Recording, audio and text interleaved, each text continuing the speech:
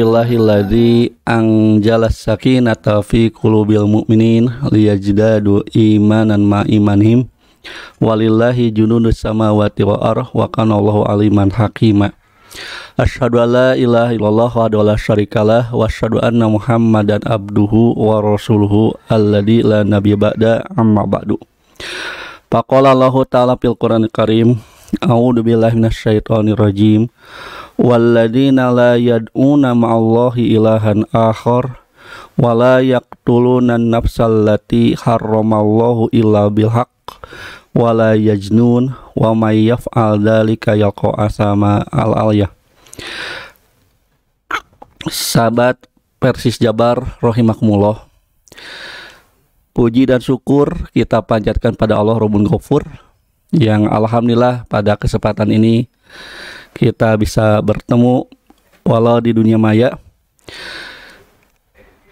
Pada pertemuan yang telah lalu kita telah menjelaskan terkait dengan al-inhirafu anil aqidah sahihah, penyimpangan, penyelewengan dari akidah yang lurus atau akidah yang benar. Pada kesempatan kali ini saya akan menyampaikan pula terkait dengan penyebab-penyebab kesesatan yang pernah diuraikan oleh Al-Imam Ibnu Qayyim Al-Jauziyah rahimahullah dalam kitabnya Al-Fawaid. Beliau mengatakan usulul ma'asi salasah, asal usul kemaksiatan itu adalah 3. Yang pertama ta'alluqul qalbi bi ghairillah, yaitu tergantungnya hati kepada selain Allah. Yang kedua ta'atu quwwati ghadabiyah, mengikuti potensi amarah. Dan yang ketiga adalah ta'atu quwwati syahwatiyah, yaitu mengikuti potensi syahwat. Sahabat Persis Jabar rahimakumullah,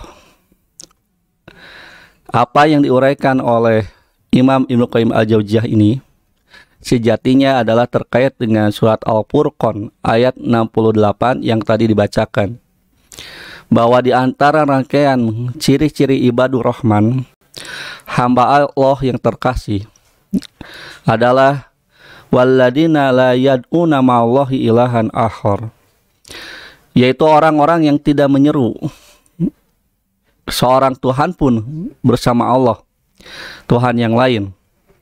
Wala yaqtuluna nafsal lati harramallahu illa bil haqq. Yang kedua, ibadur rahman tidak pula membunuh seorang jiwa yang telah Allah haramkan kecuali dengan alasan yang benar. Wala yajnun, dan mereka tidak pernah berzina. Wa may yaf'al dzalika yalqa asama, dan siapa yang melakukan hal itu maka ia akan menanggung dosanya. Hadirin sahabat Persis rahimakumullah, bahwa kita maklumi ketergantungan orang terhadap selain Allah memang, kata Syekh Ibnu Qayyim Al-Jauziyah, merupakan faktor yang menyebabkan ia melakukan perbuatan syirik, yaitu hati menggantungkan harapan, menunjukkan tujuan hidup hanya kepada selain Allah. Ini cikal bakal timbulnya kemusyrikan.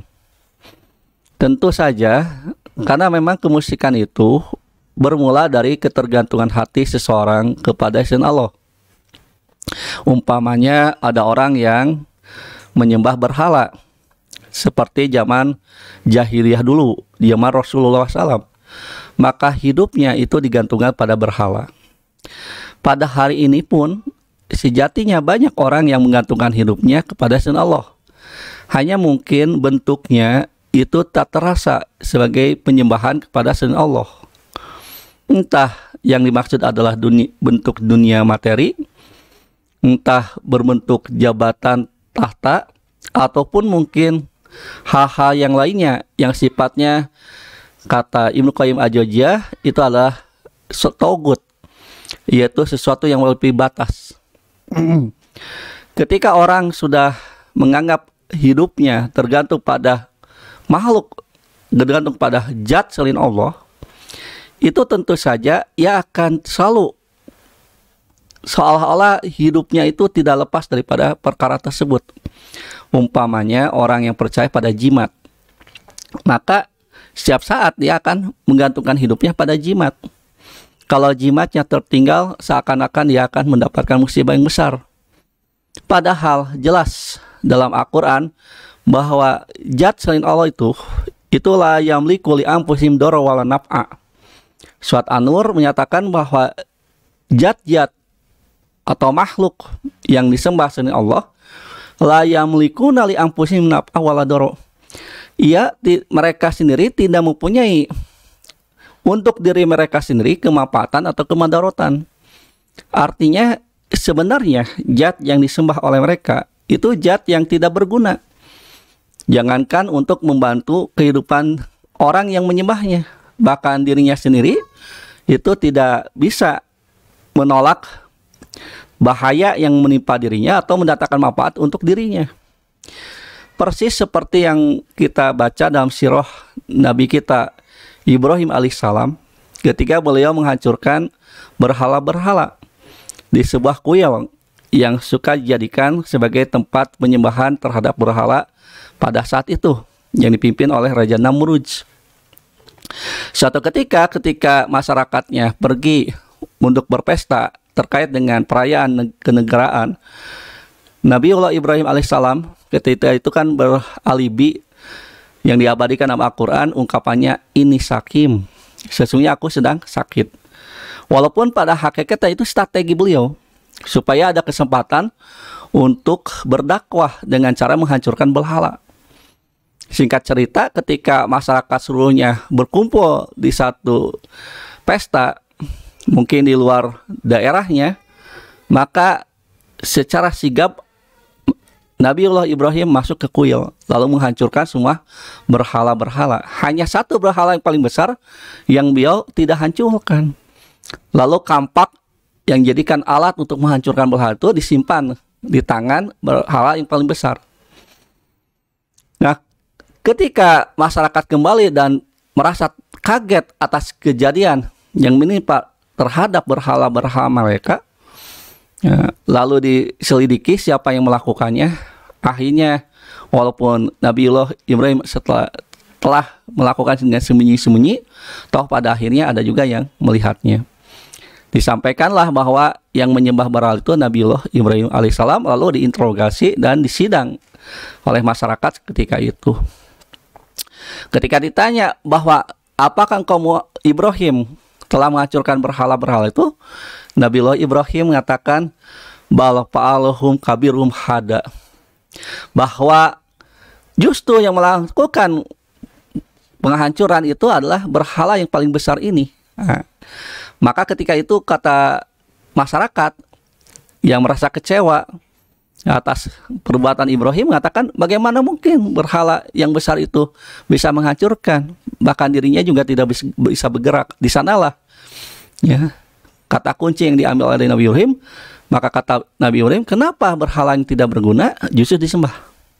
Nah, ini gambaran bahwa ikhwatul iman sejatinya zat apapun selain Allah itu tidak memiliki baik manfaat ataupun madarat sama sekali. Maka orang berbuat syirik itu hakikatnya karena dia tergantung pada sesuatu yang dianggapnya adalah sumber manfaat atau bisa menolak bala, tolak bala.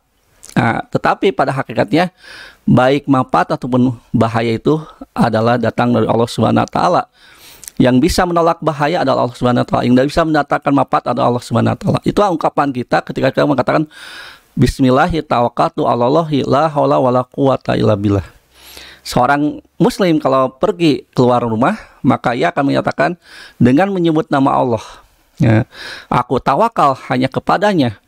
La haula wala quwata illa billah, tidak ada daya, tidak ada upaya kecuali dengan izin Allah. Maka kata ulama, la haula itu artinya tidak ada yang bisa memberikan manfaat.